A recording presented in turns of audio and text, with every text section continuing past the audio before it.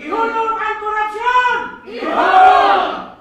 Gipanggisi sa mga miyembro sa Payong Bato Korupsyon ang mga hulagway sa mga politiko o ubang individual nga nalambigit sa gipasangin lang mga anomalosong flood control projects karong Biyernes Septembre 12, 2025. Kini nga koalisyon giumol sa pipila ka mga civil society groups dinhi sa Sugbo alang sa pagpadayag nila sa kasagmuyo sa mga giingong nangurakot nga mga magbabalaod, opisyal sa DPWH ug mga kontraktor. Beyond the political colors, dapat na atay common nga prinsipyo, bati ug dapat jud malubag ang mga nangawat sa kaban ng bayan.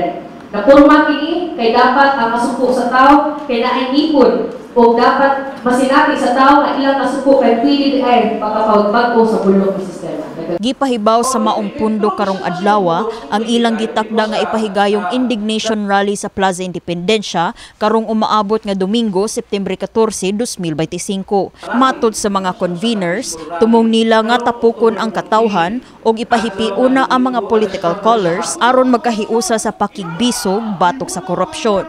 Kini usam ni kabulod koalisyon sa akong balikon ni ma-Duterte, ma-anti-Duterte, ma-pink, ma-yellow.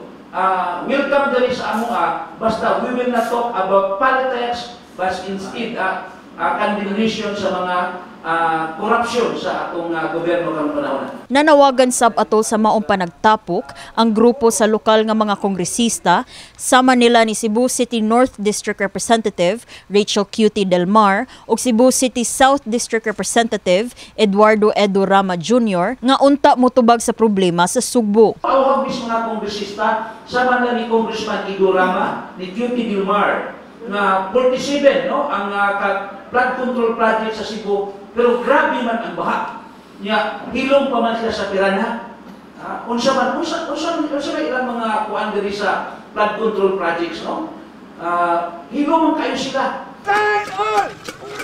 Gipahigayon sab karong adlaw sa downtown area sa Sugbo sa Partido Lakas ng Masa ang usa ka noise barrage batok sa mga kurakot nga opisyals. Ang ilang panawagan mao nga manubag unta ang tanang opisyales nga nalambigit sa korupsyon ug sila angay nga munaog sa pwesto. Lakip na si Presidente Ferdinand Marcos Jr. Mong ipakita symbolically na dapat manubag, dapat parusahan ang kining mga naay kinalaman sa kanang flood control funds nga diin daghan ang nakinabang mga politiko nga ila lang gibulsa ang kwartas katawhan.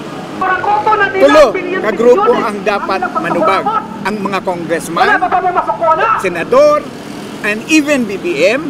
Second, ang DPWH officials, and third, ang mga contractors. Pasalig ni ining mga grupo nga taliwa sa ilang mga giplanong mga kalihukan, magpabiling layo kini sa kagubot o kaguliyang. Kini si Eliza May Piñaranda, alang sa My TV, Cebu.